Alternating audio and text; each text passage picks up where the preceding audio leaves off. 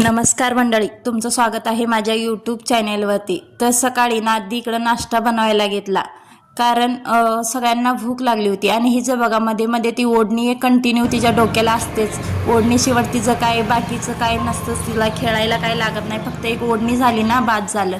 त्याच्यानंतर ना नाश्ता करून घेतला आणि सकाळीच आज कपडे लवकर धुवून टाकले, कारण कपडे धुवून टाकले ना असं वाटतं की आता माझं सगळं काम झालं, असं छान वाटतं।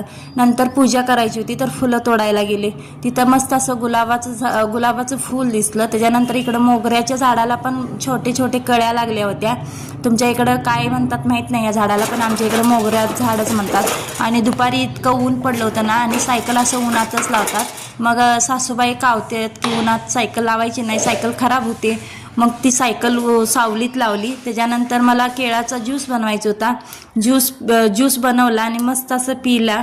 आणि संध्याकाळी ना इकडं आमच्या दुकानाच्या समोर ना झाड तोडत होते, मशीननं तोडले तर 2 मिनिटातच झालं, आणि माणसं तोडत असते तर पूर्ण 4-5 तास तर गेले असते। चला मग भेटूया उद्या।